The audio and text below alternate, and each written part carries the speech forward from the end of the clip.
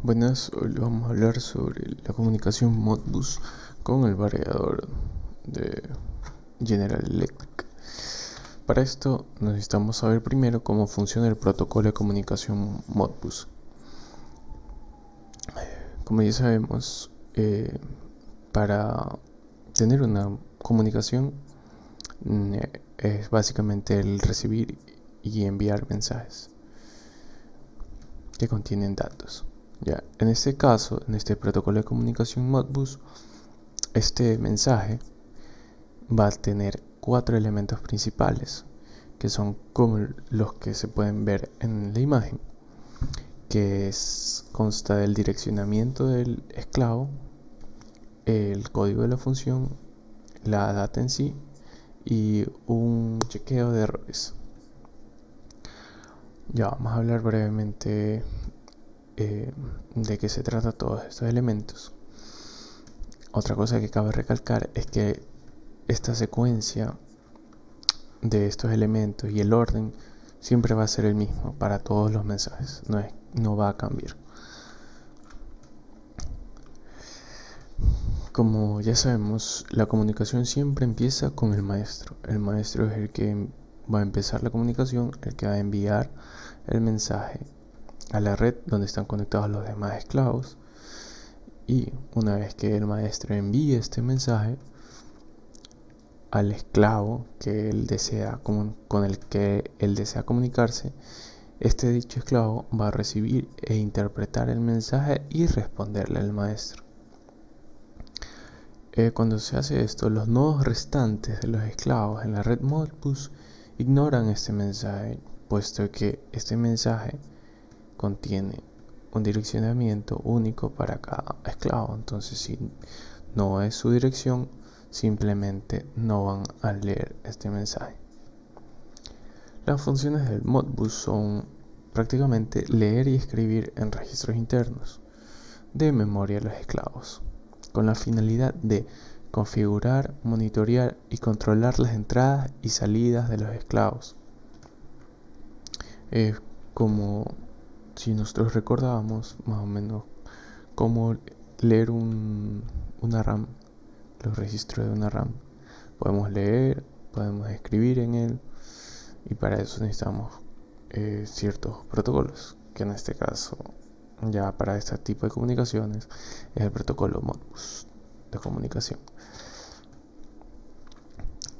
Ya, como habíamos visto antes, consta de 4 elementos. El primer elemento del mensaje es la dirección del esclavo. Como ya mencioné antes, esta sirve para identificar a qué esclavo se le envía el mensaje, por parte obviamente del maestro. Los dispositivos Modbus normalmente incluyen un mapa de registro con memoria, con entradas discretas que pueden ser contactores, bobinas de salida, datos de entrada y datos de salida.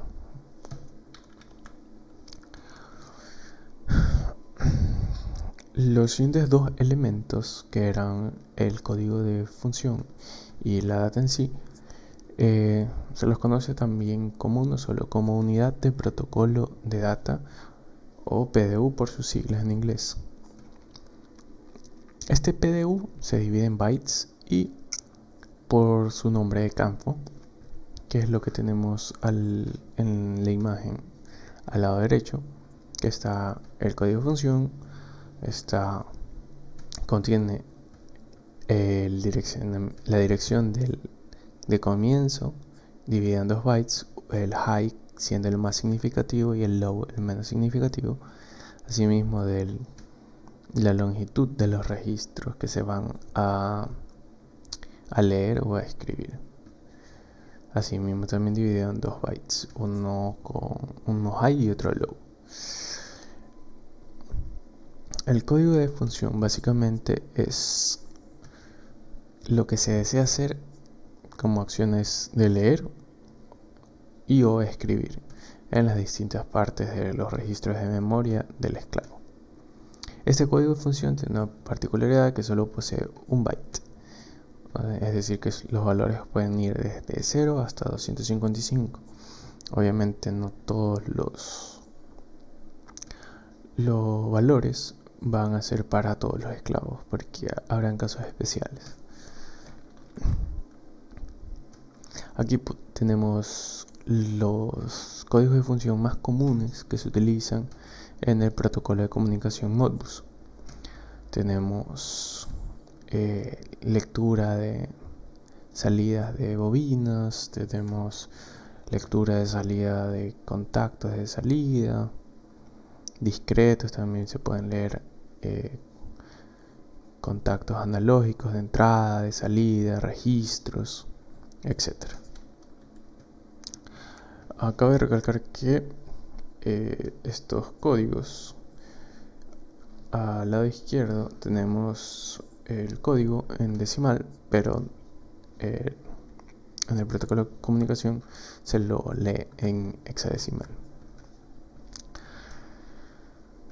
El direccionamiento de comienzo nos indica desde qué dirección del registro de memoria nosotros vamos a realizar la acción. Es decir, que si queremos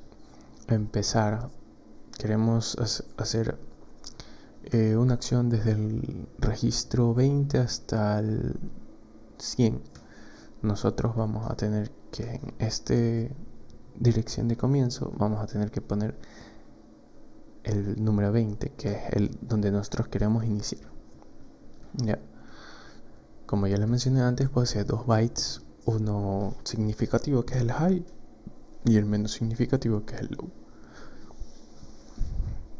En el mismo ejemplo anterior, nosotros tenemos el registro de la dirección del registro donde se comienza, pero nosotros habíamos dicho que queríamos abarcar hasta el registro 100 en nuestro ejemplo. Entonces, ¿qué otro dato nos va a indicar que queremos esos 80 datos? Ese va a ser nuestra longitud de registro, que también se divide en 2 bytes, que pueden ser también que son high y low, high siendo el más significativo y low el menos. Como son de 2 bytes, los valores pueden ir en decimal, obviamente, desde 0 hasta 65.535. Normalmente, cuando la comunicación es correcta, los esclavos devuelven como eco el código de la función del maestro. ¿Qué pasa si ocurre un error? El esclavo retorna el código de función del maestro cambiando su bit más significativo. Esto hace que el maestro sepa que hay un error y, de acuerdo al tipo de dato que le está enviando el esclavo, puede detectar la causa y el tipo del error.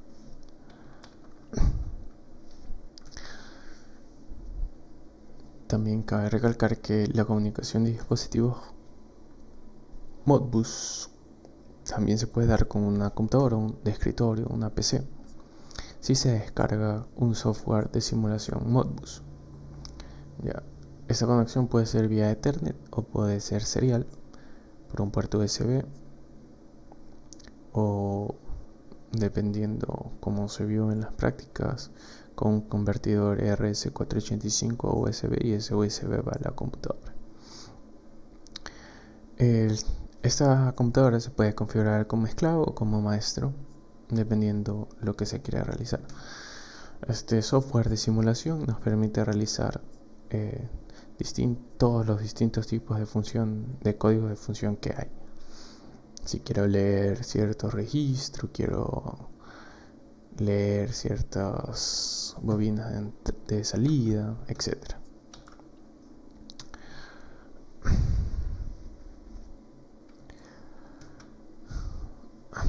Bueno, aquí tenemos lo que es ya el variador General Electric. Tenemos su imagen como tal, tenemos la conexión de lo que sería la comunicación RS485. Tenemos también el pinout del manual del variador, donde tenemos tierra, tenemos los pines de transmisión y recepción de datos, tenemos VCC, tenemos el apantallado.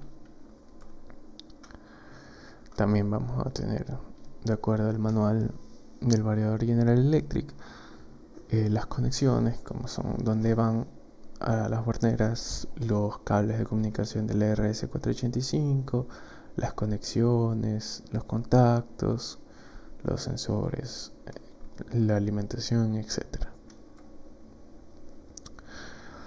También directo del manual tenemos lo que es los registros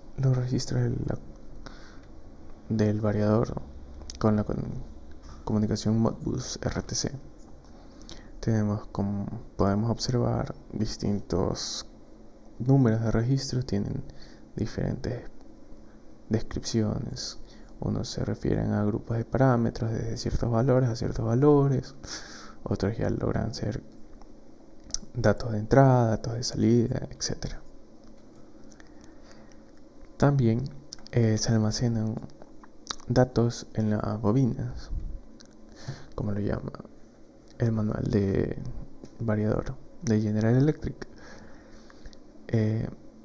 Por ejemplo, tenemos aquí del 1 al 16, van a ser del 1 al 32, perdón, van a ser maestro el esclavo, del 33 al 64 de esclavo al maestro, el 65 también es de maestro esclavo, y los otros distintos de las dos combinaciones de los 2 bytes, que son hasta el 65.536, van a ser reservados para otras finalidades. Como podemos observar, se puede elegir la frecuencia del convertidor, la velocidad de acuerdo a un set point, etc.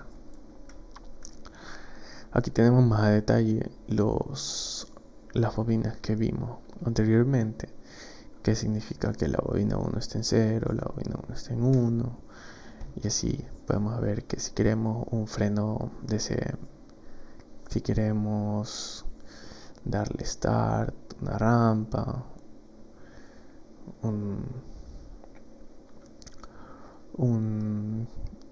paro rápido, un paro suave, etc.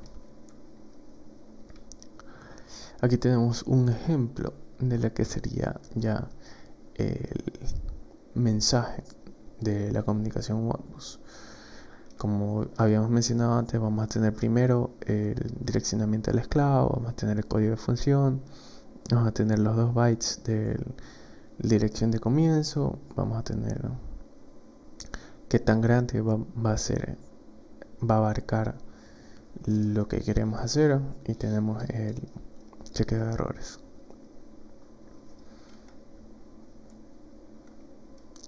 Como conclusión, tenemos que este tipo de comunicación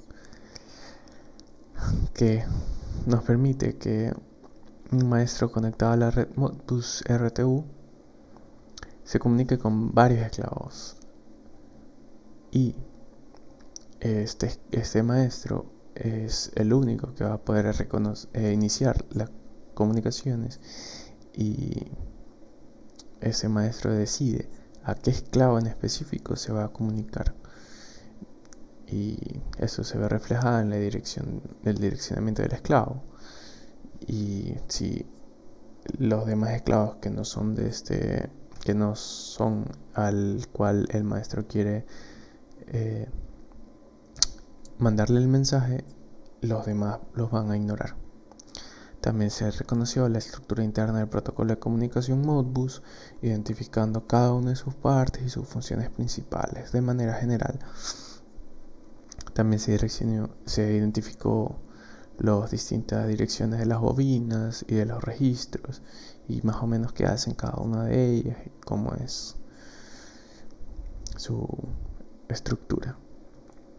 Como recomendaciones, para el caso de ya la parte práctica, se sugiere utilizar cables apantallados para las conexiones al motor, para evitar ruidos, para evitar cualquier otro caso fortuito, ya que así lo especificaba el manual del variador de General Electric, y también que la longitud de los cables sea lo más corto posible para evitar corrientes de fuga.